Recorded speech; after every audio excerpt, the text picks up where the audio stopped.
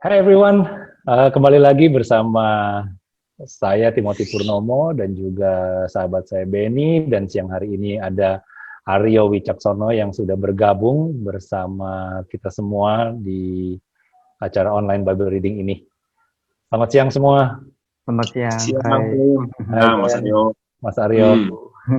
Kami bertiga percaya bahwa kita semua dalam keadaan sehat, dalam keadaan aman, dalam keadaan tetap kreatif dan selalu inovatif dan terus bergerak maju, ya.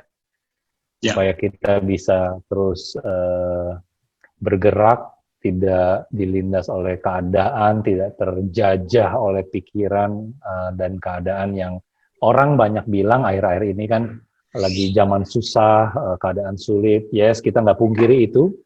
Memang di luar sana memang keadaan kita lagi struggle, tapi kami percaya bersama Roh Kudus kita bisa mampu melakukan segala perkara, ya. Ya.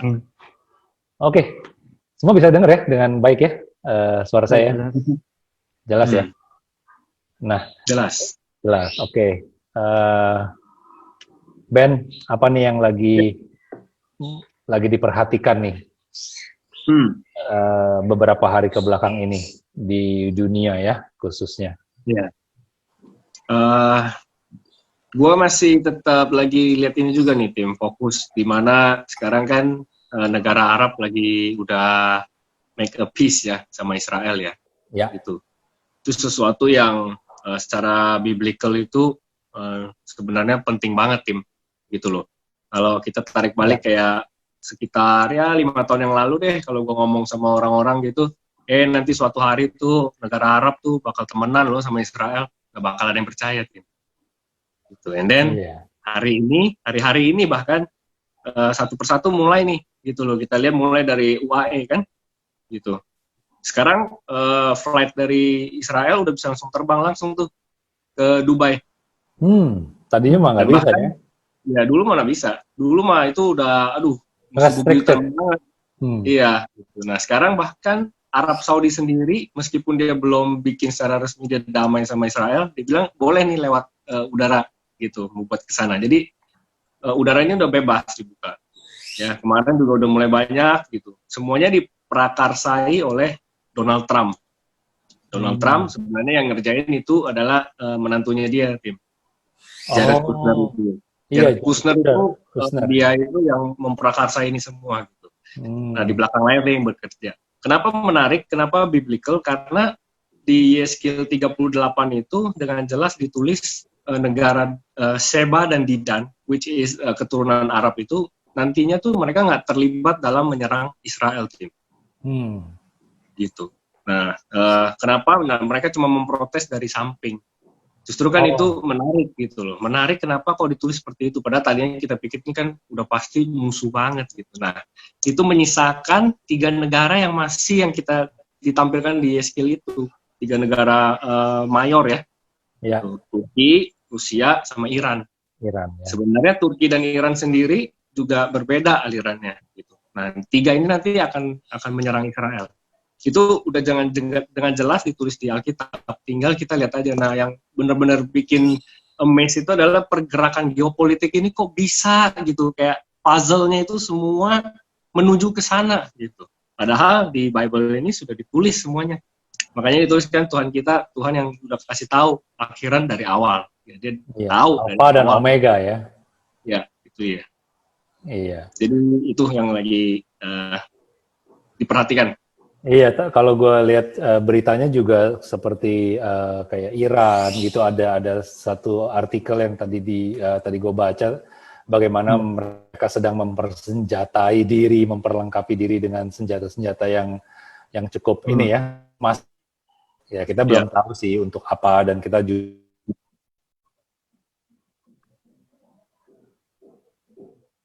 Tim? Halo? Semuanya sedang halo? Tadi agak nge-lag dikit tuh. Gimana Tim tadi? Iya, kita melihat bahwa Iran tuh sedang mempersenjatai, memperlengkapi diri dengan berbagai macam hal gitu ya. Kalau tadi kita lihat beritanya gitu loh. Ada ditulis bahwa tentang nuklir, sedang memperbanyak, sedang mengembangkan. ya kita juga nggak tahu bisa langsung percaya juga gitu loh dengan apa yang diberitakan media, tapi ya sepertinya semuanya memang terlihat sudah sesuai dengan apa yang ada di Alkitab gitu yang dituliskan ya. Ya, betul. Memang gue tambahin dikit ya Tim, memang apa yang di media itu nggak bisa kita percaya semuanya, bahkan hampir seluruhnya nggak bisa kita percaya. Itu adalah buatan aja, ya kan? Cuman yang kita pegang kan Bible. Gitu. Betul. Nah, Bible itu firman Tuhan. Kenapa Tuhan mau catat kasih tahu itu ya supaya kita ada pegangannya. Gitu. Kalau nggak ada pegangannya, kita akan terombang-ambing ke sana kemari. Karena makin kesini ditulis deception dan delusion itu artinya tipu-tipuan itu akan semakin dalam sampai udah nggak bisa ngebedain mana yang benar, mana yang salah, yang mana sih. Jadi seperti itu. Iya. Ada yang ada kata yang menarik yaitu yang baik akan terlihat jahat dan yang jahat akan terlihat baik, itu ya Ben? Ya, itu dia yang ditulis juga di Alkitab. Betul. Oke. Mas Aryo, gimana Mas Aryo? Apa kabar nih Mas Aryo? Udah berapa hari ini kita terakhir kita ketemu? Baik Tim, terima kasih. Baik Ben. Baik. Semua kehidupan lancar ya, parenting, semua lancar, project-project, semua lancar ya? Puji Tuhan, menuju arah yang lebih baik. Terima kasih. Gitu ya. Good. Oke, kita langsung mulai aja ya? Boleh. Masih ingat nggak terakhir sampai mana? Kisah Para Rasul 7 ayat 44 terakhir, benar ya? 44 ya, kita lanjut di 45 berarti. Oke, Mas Aryo baca ya. Baik, 7 ayat ya? Ya, boleh. Oke, baik. Kisah Para Rasul 7 ayat 45. Kemah itu yang diterima nenek moyang kita dan yang dengan pimpinan Yosua dibawa masuk ke tanah ini, yaitu waktu tanah ini direbut dari bangsa-bangsa lain yang dihalau Allah dari depan nenek moyang kita. Demikianlah sampai kepada zaman Daud. Daud telah mendapat kasih karunia di hadapan Allah, dan ia memohon supaya ia diperkenankan untuk mendirikan suatu tempat kediaman bagi Allah Yakub. Tetapi Salomo lah yang mendirikan sebuah rumah untuk Allah. Tetapi yang Maha Tinggi tidak diam di dalam apa yang dibuat oleh tangan manusia, seperti yang dikatakan oleh Nabi. Langit adalah tahtaku dan bumi adalah tumpuan kakiku. Rumah apakah yang akan kamu dirikan bagiku? Demikian firman Tuhan. Tempat apakah yang akan menjadi perhentianku? Bukankah tanganku sendiri yang membuat semuanya ini? Hai orang-orang yang keras kepala dan yang tidak bersunat hati dan telinga, kamu selalu menentang Roh Kudus, sama seperti nenek moyangmu, demikian juga kamu. Siapakah dari nabi-nabi yang tidak dianiaya oleh nenek moyangmu? Bahkan mereka membunuh orang-orang yang lebih dahulu, memberitakan tentang kedatangan orang benar, yang sekarang telah kamu hianati dan kamu bunuh. Lanjut, terus. Kamu telah menerima hukum Taurat yang disampaikan oleh malaikat-malaikat, akan tetapi kamu tidak menurutinya. Nah, gimana tuh Tim? Ini kan kita masih pembelanya Stefanus yang kemarin itu kan, kita baru sampai setengah ceritanya Stefanus. Dia mau membela diri, tapi dia mulai bercerita tentang sejarah dari awal, dari Abraham sampai ini dia terakhir nih, sampai Tuhan Yesus datang. Iya. Kira-kira gimana Tim? Nah, mendingan gue tai chi sedikit nih ke Mas Aryo nih. Gimana Mas Aryo yang baca? Iya. Apa yang Mas Aryo dapat? Kalau saya tangkap di sini adalah Stefanus seperti hendak setengah menyindir atau reminding, tapi ke arah yang kamu tuh kok kayak nggak inget kalau dari dulu nggak, nenek moyang kamu aja dari dulu udah nggak nurut sama apa yang dikatakan Roh Kudus gitu loh. Kamu kenapa kamu kok keep on doing that gitu. Kalau saya melihat sederhana itu sih Tim. Ya. Atau mungkin kalau boleh gue tambahin, ya Stefanus sedang ini kan, awalnya kan kita bisa ingat juga ya awalnya bahwa Stefanus itu ditangkap karena dia mengajarkan tentang ini ya, tentang Tuhan Yesus ya, benar ya? Iya. Ya kan, betul. di Mahkamah Agama kan.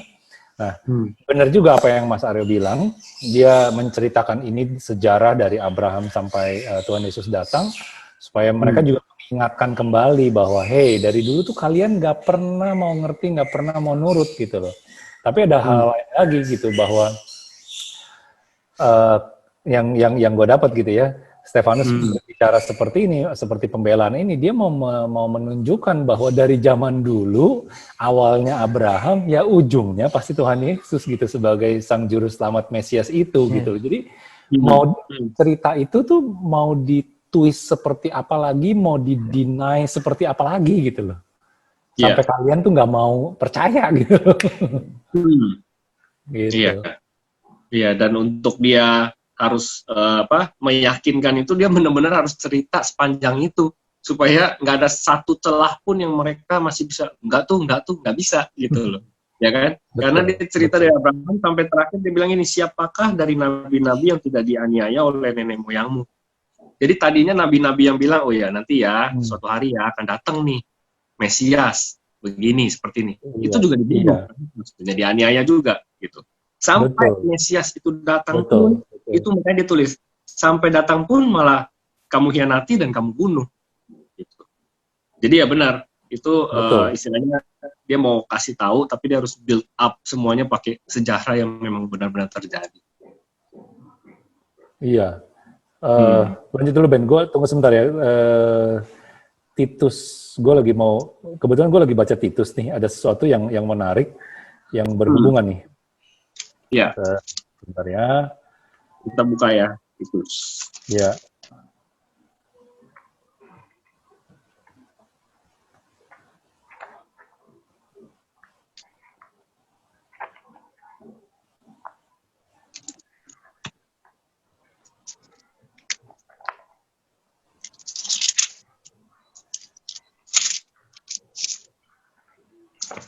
Titus berapa, Tim? Tunggu sebentar ya, di Titus atau di Timotius? Di Timotius 2 nih sebentar.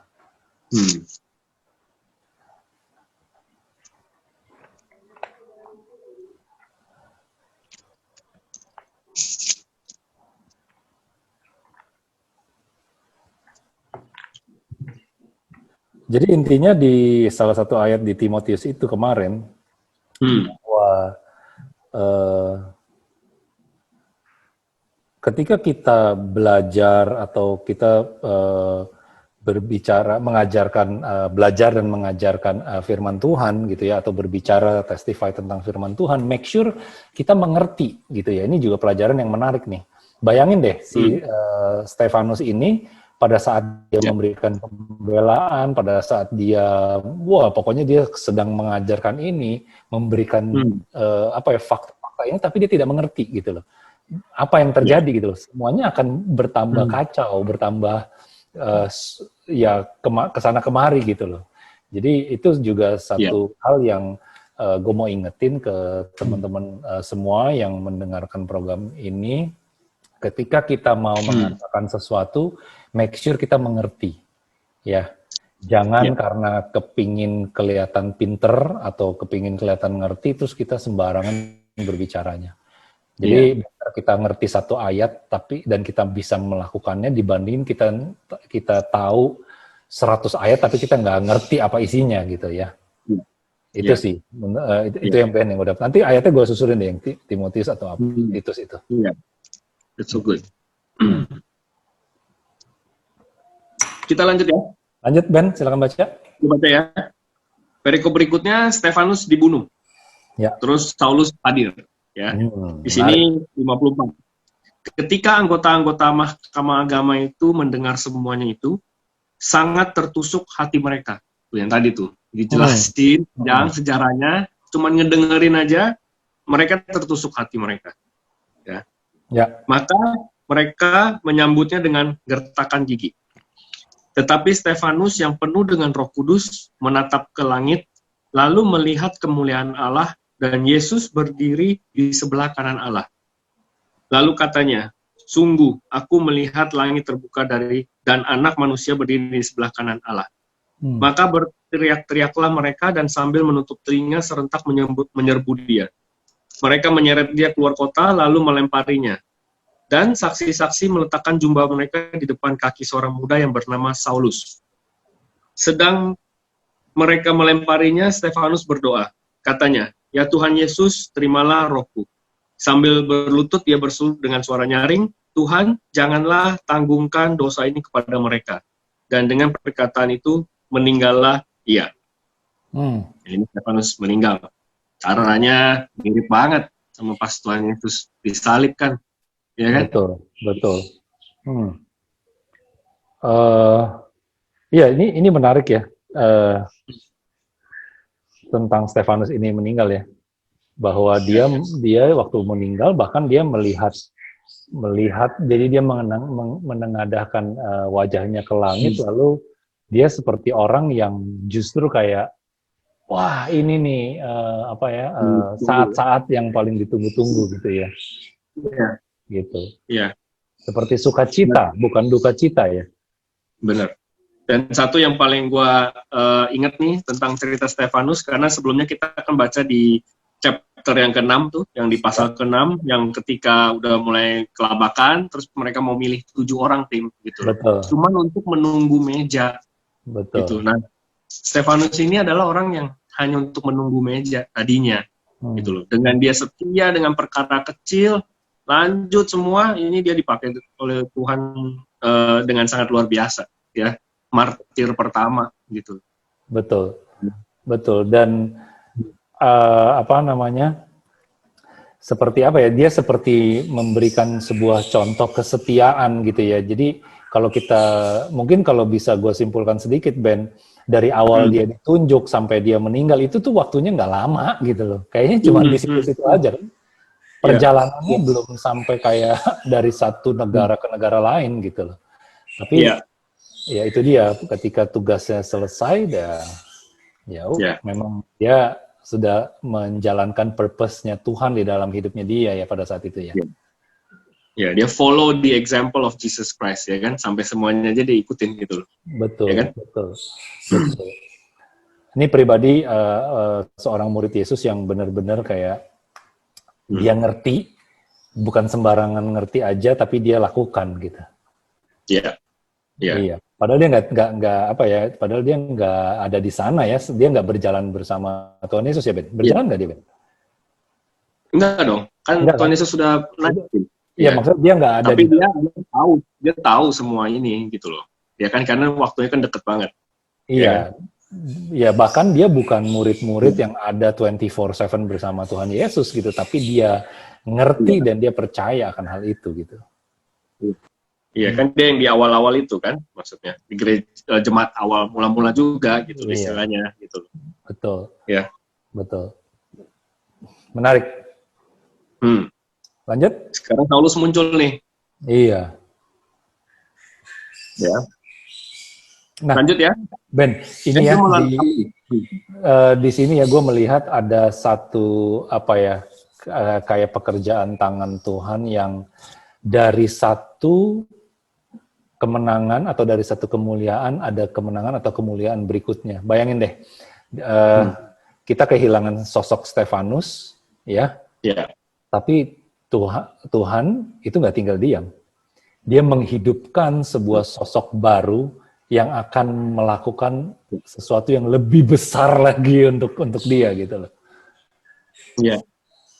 Iya, benar. Dan gini loh Tim, lu ngomong itu gue jadi keinget gini. Maksudnya kalau kita baca firman Tuhan, misalkan pada saat kita baca ayatnya yang dia bilang, hidup adalah Kristus, mati adalah sebuah keuntungan. Gue yakin betul Stefanus mengerti betul artinya itu apa, gitu loh. Jadi dan orang-orang around dia juga, kalau yang benar-benar tahu juga, ya it's okay, kita orang pengikut Tuhan Yesus Kristus kan nggak pernah mati, Tim. Ditulis aja kita cuma tidur, gitu loh ya. Nanti tunggu sampai dia datang, kita akan dibangkitkan semua. Makanya itu ada the power of kebangkitan itu, ya itu artinya gitu. Jadi sebenarnya ya selama kita tahu orang itu akan kemana, itu kan kita nggak pernah kehilangan.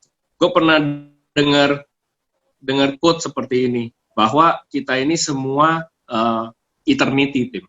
Cuman beda tempatnya aja. Kita akan spend di mana. Jadi nggak ada yang mati sebenarnya. Iya, iya. Itu bagi orang yang setia menunggu gitu ya. Ini ada hubungannya nggak, Ben, kalau kita ngomong gitu dengan rapture atau dengan tribulation segala macam? Ya, pada saat rapture itu kan kita diubahkan dari mortality jadi immortality, ya kan? Bahkan yang tidak percaya Tuhan Yesus pun kan juga sama, Tim. Nanti pada akhirnya kan ada kan spend waktu banyak di neraka, kalau gue boleh singgung tentang itu. Jadi it's either way you choose kita mau kemana dalam waktu yang sesingkat ini. Kita hidup kan ditulis ya berapa sih, 80 sampai 120 tahun, paling maksimal 120. Tapi zaman sekarang mana ada sih, jarang banget gitu loh. Yeah. Nah, dengan waktu 120 maksimal yang ada di sini itu tuh cuman kayak satu kibasan kecil aja kalau dibandingkan dengan eternity. Tapi apa yang kita lakukan itu menentukan di mana kita akan spend eternity itu. Nah, itu Mas Aryo. Itu sebagai introduction dari pembahasan tentang rapture mungkin ya, Ben, tentang itu. Yeah. Kemarin Mas Aryo ada tanya gue gitu, Ben, kapan dong kita ngobrol-ngobrol tentang rapture itu? Ya nanti gue bilang adalah nanti sesinya sama Benny. Kita ngobrol. Kita baca terus. Nanti pasti ketemu deh. Kayak gini-gini aja belum sampai benar-benar di ayatnya aja kita udah bisa menyentuh sedikit gitu. Iya. Nanti kita baca pasti ketemu. Betul. Sip. Ya. Yuk, kita lanjut ya. Ya, lanjut. Coba baca. 8 ya. Gua baca ya. Oke. Kisah Para Rasul 8 ayat 16. Ayat 1. Ayat 1a, sorry. Saulus juga setuju bahwa Stefanus mati dibunuh. Penganiayaan terhadap jemaat di Yerusalem. Pada waktu itu mulailah penganiayaan yang hebat terhadap jemaat di Yerusalem. Mereka semua kecuali rasul-rasul tersebar ke seluruh daerah Yudea dan Samaria. Orang-orang saleh menguburkan mayat Stefanus serta meratapinya dengan sangat. Tetapi Saulus berusaha membinasakan jemaat itu dan ia memasuki rumah demi rumah dan menyeret laki-laki dan perempuan keluar dan menyerahkan mereka untuk dimasukkan ke dalam penjara. Ya. Ya. Gue lanjut aja ya. Jadi Saulus ini tuh beringas banget gitu. Ya. Kan? Nah, cuman itu menarik. Nanti itu menarik ya. Itu menarik banget. Nanti ini kita simpen dulu ya, karena gue cukup tertarik dengan sosok Saulus atau Paulus ini gitu. Ya. Filipus di Samaria. Mereka yang tersebar itu menjelajah seluruh negeri itu sambil memberitakan Injil. Dan Filipus pergi ke suatu kota di Samaria dan memberitakan Mesias kepada orang-orang di situ. Ketika orang banyak itu mendengar pemberitaan Filipus dan melihat tanda-tanda yang diadakannya, mereka semua dengan bulat hati menerima apa yang diberitakannya itu. Sebab dari banyak orang yang kerasukan roh jahat, keluarlah roh-roh itu sambil berseru dengan suara keras, dan banyak juga orang lumpuh dan yang timpang yang disembuhkan. Maka sangat besarlah sukacita di dalam kota itu. Seorang yang bernama Simon telah sejak dahulu melakukan sihir di kota itu dan mentakjubkan rakyat Samaria serta berlagak seolah-olah ia seorang yang sangat penting. Ya, semua orang besar kecil mengikuti dia dan berkata, orang ini adalah kuasa Allah yang terkenal sebagai kuasa besar. Dan mereka mengikutinya karena sudah lama ia mentakjubkan mereka oleh perbuatan sihirnya. Tetapi sekarang mereka percaya kepada Filipus yang memberitakan Injil tentang kerajaan Allah dan tentang nama Yesus Kristus. Ya. Dan mereka memberi diri mereka dibaptis baik laki-laki maupun perempuan. Simon sendiri juga menjadi percaya dan sesudah dibaptis ia senantiasa bersama-sama dengan Filipus. Dan takjub ketika ia melihat tanda-tanda dan mujizat-mujizat besar terjadi. Ketika rasul-rasul di Yerusalem mendengar bahwa tanah Samaria telah menerima firman Allah, mereka mengutus Petrus dan Yohanes ke sana. Setibanya di situ, kedua rasul itu berdoa supaya orang Samaria itu beroleh Roh Kudus. Sebab Roh Kudus belum turun di atas seorang pun di antara mereka, karena mereka hanya dibaptis dalam nama Tuhan Yesus. Kemudian keduanya menumpangkan tangan di atas mereka, lalu mereka menerima Roh Kudus. Ketika Simon melihat bahwa pemberian Roh Kudus terjadi oleh karena rasul-rasul itu, ya, menarik. Rasul-rasul itu menumpangkan tangannya, ia menawarkan uang kepada mereka, serta berkata, berikanlah juga kepadaku kuasa itu, supaya jika aku menumpangkan tanganku di atas seseorang, ia boleh menerima Roh Kudus. Tetapi Petrus, binasalah kiranya uangmu itu bersama dengan engkau, karena engkau menyangka bahwa engkau dapat membeli karunia Allah dengan uang. Interesting. Tidak ada bagian atau hakmu dalam perkara ini sebab hatimu tidak lurus di hadapan Allah.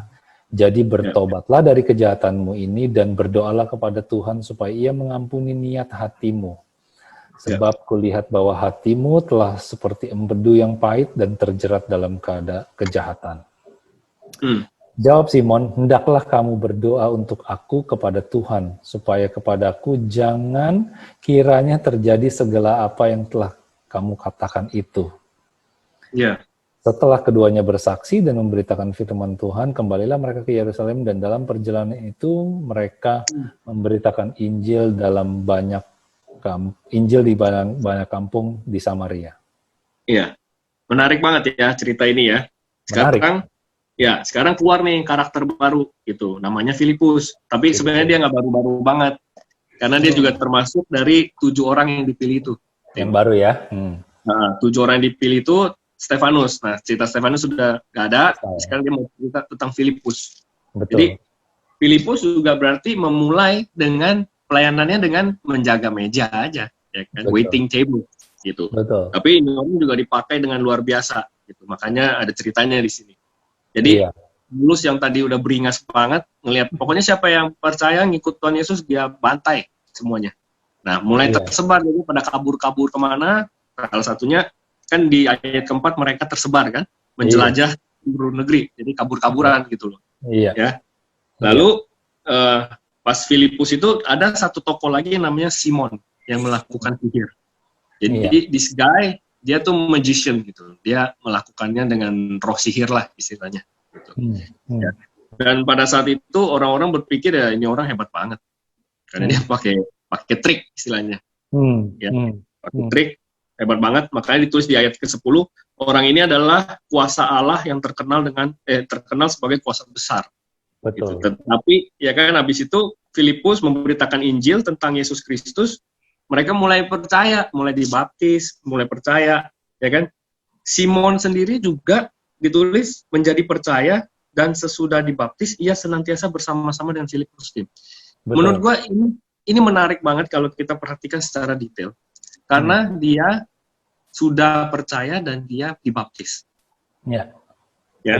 Betul. Lalu dia ditulis seperti ini. Lalu Petrus dan Yohanes ke situ, setibanya di situ, kedua rasul itu berdoa supaya orang-orang Samaria itu beroleh Roh Kudus. Sebab Roh Kudus belum turun di atas seorang pun di antara mereka, karena mereka hanya dibaptis dalam nama Tuhan Yesus. Nah, kalau kita ngomongin ini panjang nih ceritanya. Gitu loh, ya kan? Bisa kita bahas panjang banget karena bukannya kalau kita percaya terus kita dibaptis terus kita udah dapat karunia Roh Kudus. Kok di sini ditulis belum dapat Roh Kudus, belum turun? Gitu. Ya. Gue mendapatkan satu penjelasan tentang ini bahwa memang kita begitu percaya Tuhan Yesus kita dibaptis kita dapat karunia Roh Kudus itu, Tim. Tetapi Roh Kudus itu untuk mengempower hidup kita itu, dia tuh juga nggak langsung, gitu loh. Itu tetap akan ada satu titik itu, lu udah kayak bener-bener, istilahnya gini, gue kalau boleh pakai kata Roh Kudus aktif banget di dalam kita. Nah itu yang membedakan yang tadi, gitu loh. Jadi kayak setiap dari kita kan udah punya Roh Kudus, Tim. Tapi permasalahannya adalah sudah aktif banget apa belum? Itu yang membedakan. Gitu. Karena kalau kita lihat dari cerita ini, orang-orang yang ditulis penuh dengan Roh Kudus, mereka tuh nggak setengah-setengah lagi, Tim. Ya kan? Kan selalu tuh ditulis tuh. Siapa yang penuh dengan Roh Kudus berbicara seperti Menarik. Petrus yang penuh dengan Roh Kudus, dia melakukan Iya, langsung udah on the way. Nggak setengah-setengah lagi. Iya. Gitu loh. Nggak maju mundur. Iya. Nah, itu yang gue dapat tentang yang tadi itu. Ya, empowerment dari Holy Spirit. Betul. Nah, ada satu hal lagi nih yang kalau kita bicara tentang Roh Kudus gitu ya. Tadi kan kita dengar bahwa Benny bilang bahwa Roh Kudusnya aktif banget gitu ya. Berarti kan memang di setiap kita memang sudah ada Roh Kudus. Tapi pertanyaannya adalah aktif atau tidaknya hidup kita benar-benar dipimpin oleh Roh Kudus atau tidaknya itu semua kembali lagi ke kita. Benar ya?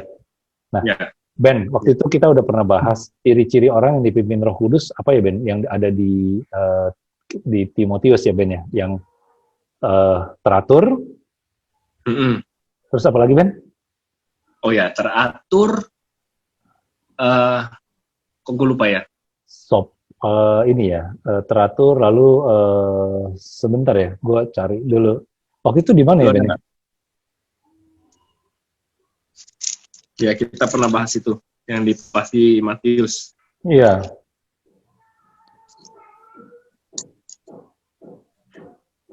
Dua Timotius 3 ayat 1-5 bukan ya? Timotius berapa, Tim? 3. Iya. Ayat berapa? Ayat 1-5 bukan ya? Bukan, kalau itu bukan penilik jemaat, Tim. Bukan. Ya, tapi salah satunya benar gue ingat, itu adalah teratur dan tertib itu, Tim. Iya, teratur dan tertib gitu ya. Jadi kalau kita kembali lagi kan yang tadi gue lanjutin, apa yang gue katakan bahwa ketika kita dipimpin oleh Roh Kudus, kita akan melihat keteraturan dan ketertiban gitu ya. Iya kan? Nah, itu orang bergerak akan tertib. Tertib itu adalah structured gitu ya, jelas pergerakannya, bukan sporadis, ya kan? Teratur dan tertib. Yang kedua, tertib apa? Dia bisa membawakan diri, dia mengerti apa yang harus dia lakukan. Ketika dia tidak boleh, dia tidak akan melakukannya, gitu loh. Jadi kadang-kadang tuh banyak orang yang wah gila kalau kepenuhan Roh Kudus gue langsung bisa segala macam. Cuman ada orang yang mengatasnamakan pergerakan dia didasari oleh Roh Kudus, tapi ya kita cek lagi apakah tertib, apakah teratur gitu loh. Karena ada parameternya, ya kan? Betul. Dan Roh Kudus itu gentle whisper, salah satunya yang kemarin di Nabi Elia gitu ya. Gitu. Jadi lemah lembut ya. Lemah lembut gitu loh. Teratur teratur, tertib, lemah lembut, ya kan? Itu adalah karakter Roh Kudus. Nah, itu menarik sih. Jadi kalau Mas Aryo mendengar hal itu, kira-kira Mas Aryo mau apa nih? Melakukan apa nih Mas Aryo kalau mendengar tentang hidup dipimpin oleh Roh Kudus? Ya, terima kasih. Tadi saya sangat tertarik tentang yang kuasa itu ya, kuasa Simon dan Yohanes itu yang diinginkan. Saya beli aja supaya saya juga punya kuasa, saya beli kuasa supaya saya kalau ketemu orang lain, saya tumpangkan tangan, terus orang lain itu dipenuhi dengan Roh Kudus ya. Tentu saja saya juga secara manusia pengen juga membeli itu ya, katakanlah seperti itu. Aku mau instan aja nih supaya aku punya kuasa gitu kan. Kebanyakan manusia kan pengennya instan kayak gitu. Tapi kan kalau kita telaah, ini tidak instan gitu. Jadi kembali ke pertanyaannya Bro Tim, ya saya pengen melatih mendengarkan si gentle whisperer itu ya. Saya pengen melatih diri saya supaya ya arahnya ke keteraturan dan ketertiban itu. Saya ingin berlatih lebih lagi, Tim. Itu jawabannya, Tim.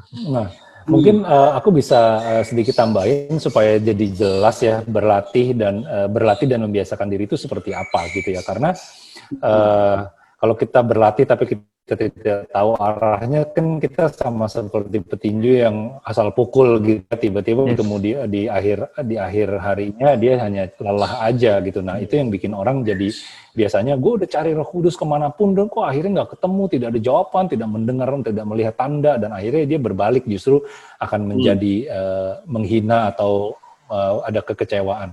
Nah, satu-satunya cara adalah ya kalau kita bahas semuanya kembali lagi ke Bible, kita mesti dekat dengan Tuhan, kita mesti lihat dan belajar karakter Tuhan Yesus itu ya dari Bible, dari firman Tuhan. Karena Roh Kudus itu adalah Tuhan Yesus itu sendiri gitu loh. Ya.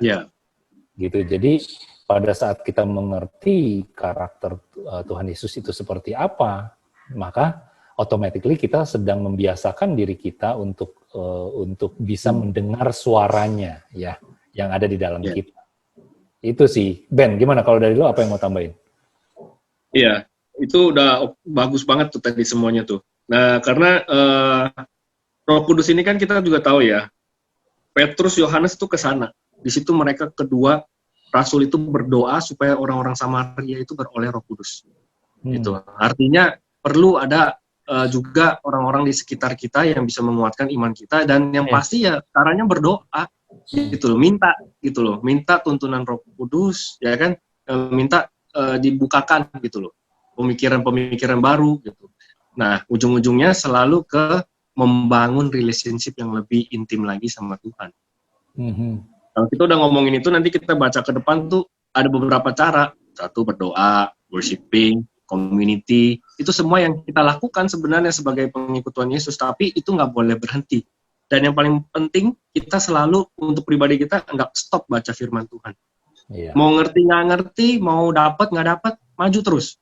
Nanti akan ada saatnya, kata-kata itu menjadi hidup banget. Tiba-tiba, aduh kok ini kayaknya speak personally ke gua ya. Nah itu dia tuh. Iya. Dari situ kita baru, karena dia gentle whisper, jadi kita kayak benar-benar harus memperhatikan. Mungkin kalau kita ngomong, orang yang belum pernah memulai tidak akan mengerti. Tapi jalan aja terus, mulai aja dulu, and then you will understand. Iya, betul banget. Nah, mungkin sebelum kita tutup di sesi yang ini ya, gue mau tambahin nih. Gue jadi inget tentang dunia kita sekarang. Kalau kita baca tentang Simon ya, terutama. Banyak kita lihat bahwa orang yang mengaku mengikut Tuhan Yesus, dia mau percaya, dia mau dibaptis, dia mau melakukan segala sesuatu, syaratnya lah gitu ya, mau memikul salib segala macam. Tapi di dalam certain condition dia tetap memiliki pikiran transaksional, ya. Ini yang sering terjadi di dunia gitu ya. Gue mungkin nggak bisa ngambil dari contoh agama lain. Gue akan ngambil dari agama gue sendiri, yaitu agama Kristen. Banyak orang yang karena punya uang, kadang bisa menggampangkan sebuah pelayanan atau sebuah kehidupan di dalam gereja. Ya, karena gue mampu, gue punya uang, gue bisa gue bisa mendanai sesuatu. Yang penting gue punya nama gue tertulis, orang praise me as who I am, gitu loh. Jadi ini yang harus gue mau ingetin sih, bahwa ketika kita punya banyak, yang Tuhan mau tuh bukan kita punya kuasa seperti Tuhan sih sebenarnya, gitu.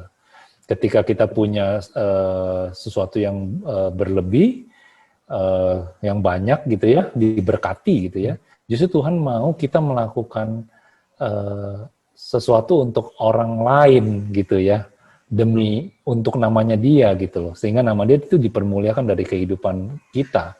Jadi bukannya kita mau punya kuasa seperti dia supaya orang praise kita, karena kan manusia itu punya kecenderungan tuh senang dipuji, senang dipuja gitu ya. Makanya kita mesti benar-benar tahu siapa yang kita worship, siapa yang kita praise gitu loh dalam hidup kita. Karena begitu contohnya, ketika contohnya salah, maka kita juga akan mempunyai kelakuan yang salah. Buah tidak akan pernah jatuh jauh dari pohonnya lah, itu kata-katanya. Seperti itu. Itu sih yang gue pop up nih tentang Stefan, tentang siapa? Simon, ya. Gitu. Masih ada waktu nggak, Tim? Gua kalau boleh gue tambahin sedikit lagi. Boleh sedikit? Ya, ini kan pas lagi dia bilang dia mau menawarkan uang itu, ya kan? Petrus kan bilang karena hatimu nggak lurus, ya kan? Kayak gitu. Terus dia suruh bertobat, ya nggak? Suruh bertobat. Tapi ya puji Tuhan, dia terakhir sih dia bertobat karena dia bilang tolong doain gue deh supaya gue jangan sampai kayak gitu. Betul. Ya kan? Betul. Nah, tapi yang gue pengen kasih contoh pemikiran adalah kalau pemimpin, let's say Petrus dia bilang, oke, I'll take your money and then this is it, gini, gitu, ya kan? Makanya nggak bisa seperti itu, karena Petrus pun harus melakukan yang benar, karena dia nggak bisa dia terima, and then dia bilang ya udah, lu udah punya ya power ini, karena sampai at one point itu bukan seperti itu. Nah, pada saat kalau cara yang dipakai bukan dengan cara yang benar, sampai suatu titik itu pasti nggak akan bekerja. Nah, pada saat kalau itu yang terjadi, ya udah pasti Simonnya akan jadi kepahitan, Tim. Iya. Ya nggak? Dengan cara, karena si pemimpin juga tidak benar, dia terima. Betul. Jadi, that's why makanya dia bilang, kayak gitu tuh hatimu tidak lurus. Gitu. Makanya sampai ujungnya juga hatimu telah seperti empedu yang pahit dan terjerat dalam kejahatan. Let's say kalau dia terima, itu ujung-ujungnya orang itu bisa jadi pahit, Tim. Betul. Gitu. Iya. Ya kan? Nah, kalau udah pahit, itu udah susah tuh. Berat, lama proses membersihkan kepahitan itu. That's why ini semua dijelaskan seperti ini. Gitu. Ya. Ya. Oke. Ben, Mas Aryo, kita sampai nih di ujung sesi kita kali ini.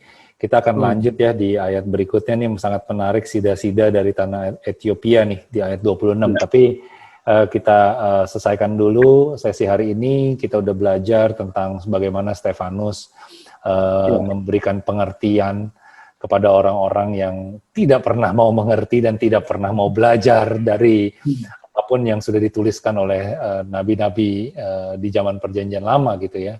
Dan akhirnya tetap ujung-ujungnya ya Stefanus harus membayar itu semua dengan sebuah sukacita. Kenapa gue bilang sukacita? Karena itu yang terpancar dari cerita tentang Stefanus di akhir hidupnya dia, gitu ya.